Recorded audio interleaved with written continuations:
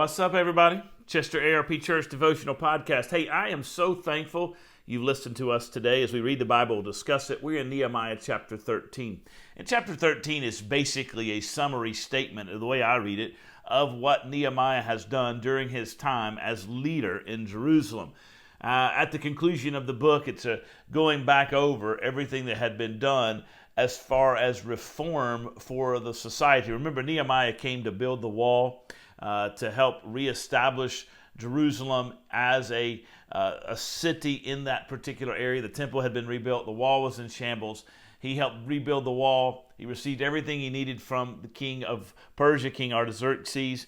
They built the wall. They dedicated the wall. They read the law of God, and they had a moment of covenant renewal.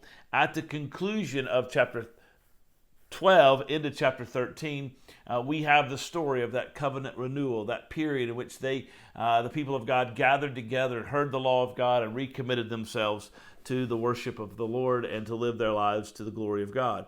So what we find in chapter 13, the concluding chapter of the book of Nehemiah, is basically a summary statement that Nehemiah is giving us of the reforms that he made, not with reference to the wall, but with reference to the society as a whole, with reference to worshiping God, with reference to how the society and the people operated as the people of God in Jerusalem as a light to the nations. And so we read here at the beginning of chapter 13.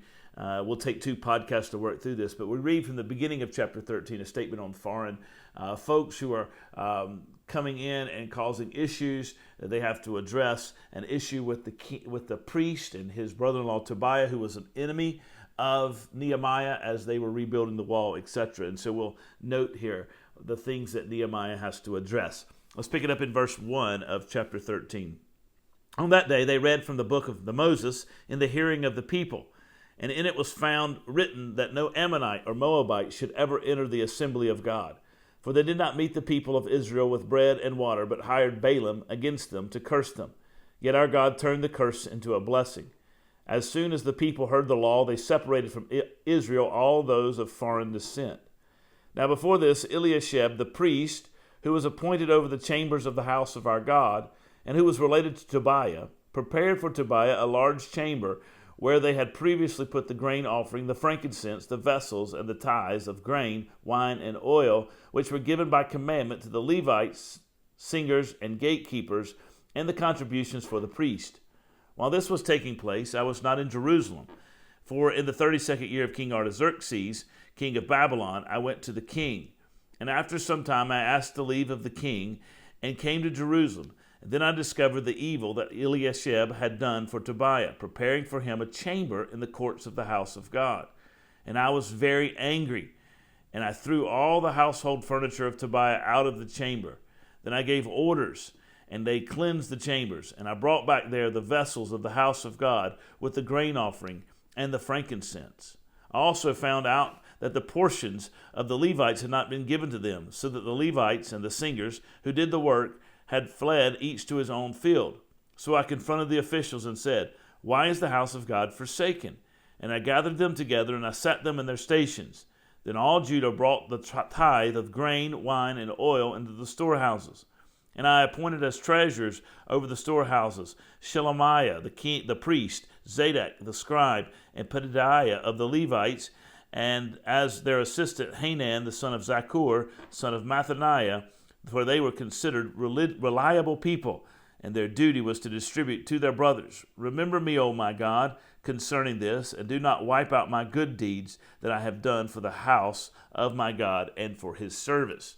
So Nehemiah is recounting, I believe, everything that has happened prior to the finishing or the completion of the wall and the reforms that he brought. These are societal reforms, as I said in my introduction. When Nehemiah returns to Jerusalem to work with the building of the wall, he had to take leave, and he comes back.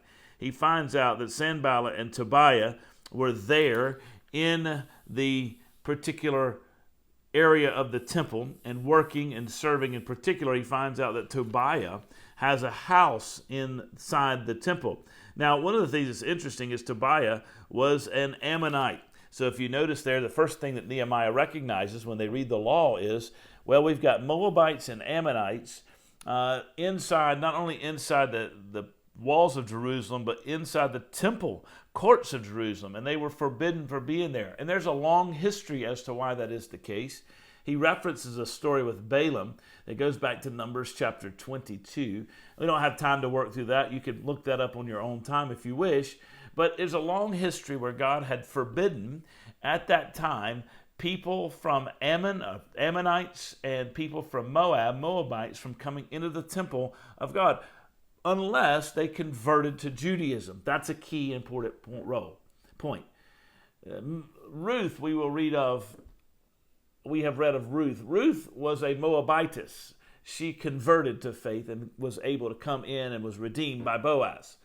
So this is not a provision that keeps them out with reference to, because they're foreigners, they're kept out because God doesn't want ethnic peoples in there with him, and this, that, and there's no hope for them. No, the issue here is that they have to convert to faith. If they convert to faith, then they're allowed to come into the temple and to be a part of the Jewish people.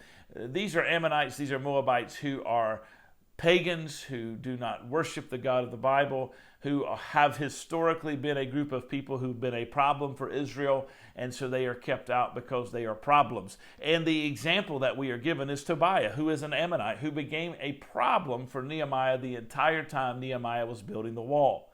Why was he a problem for Nehemiah? Because Nehemiah kicked him out of the temple. He was living in the temple. And he was living where they kept the grain offering and they kept the storehouses for the Levites. So the people weren't taking care of the Levites because there was nowhere to store the grain that was being brought to support the Levites in their lives. So the Levites have gone home. And when they went home, they went to their own fields and said, I'm not going to stay here. These people aren't taking care of me. These people aren't meeting my needs. Why would I stay here and serve the temple and serve these people if they're not willing to meet my needs? I'm going home. And so they go home to their own fields. And so Nehemiah has to kick Tobiah out. He has to reopen the storehouses. He has to call the people to bring all the grain offerings, all the wine offerings, all the oil offerings that are needed for the temple service, but also to support the lives of the Levites and their families. Bring those back so that we can meet the needs of those who actually serve at the temple.